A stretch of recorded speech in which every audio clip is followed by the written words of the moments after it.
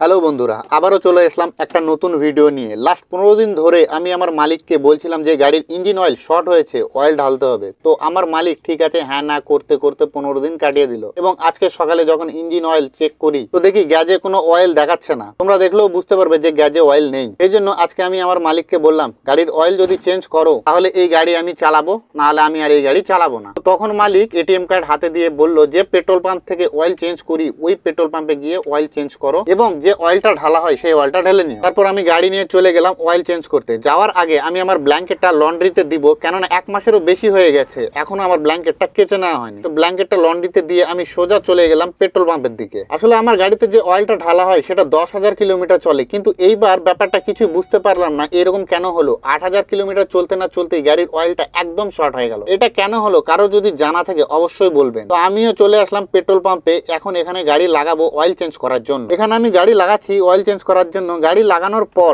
এই লোকটা আমাকে জিজ্ঞেস করলো যে তুমি যে তোমার মালিক কোথায়, এইবার আসেনি? তখন আমি বললাম যে আমার মালিক হসপিটালে। তখন সে বলল কি হয়েছে তোমার মালিকের, ফোন লাগাও আমি একটু কথা বলি। তো সেই জন্য ফোন লাগিয়ে দিলাম, সেও কথা বললো কি হয়েছে জানার জন্য। আমি এইখানে ওই লোকটাকে বললাম যে আমার গাড়িতে যে মোবাইলটা ঢালা হয় সেটা 10,000 কিলোমিটার চলে, কিন্তু এইবার 8,000 কিলোমিটার চলতে না চলতেই মোবাইলটা শর্ট হয়ে গেল কেন? তো সে সেরকম কিছু বললো না, শুধু বললো গাড়ি পুরনো হয়েছে সেই জন্য শর্ট হয়েছে হয়তো। মোবাইলটা বের করার জন্য সে নিচে চলে গেল। এখানে দেখলেই বোঝা যাবে যে কতখানি মোবাইল এখনো এখানে বাকি আছে। আমার তো মনে হয় না বেশি মোবাইল বাকি আছে, কারণ আমার 5 লিটারের ট্যাঙ্কি, সেখানে যে কত লিটার বেরোবে তার ঠিক নেই। এই দেখুন 1 লিটারও মোবাইল বের হলো না, কি অবস্থা হয়েছে। এখন হচ্ছে ফিল্টার সাফ সাফাই, এখানেও নতুন ফিল্টার লাগাতে হবে কারণ পুরোনোটা লাগানোর অবস্থায় নেই। এই দেখো পুরোনো ফিল্টারটা, পুরোনো অয়েল যা ছিল সব পড়ে গেছে, এখন এখানে নতুন অয়েল ঢালা হবে। বরাবর আমার গাড়িতে এভারেস্ট অয়েল ঢালা হয়, এই অয়েলটা 10,000 কিলোমিটার চলে এবং সঙ্গে অয়েল ফিল্টারও চেঞ্জ করা হবে। তো নিচে বোল্ট ও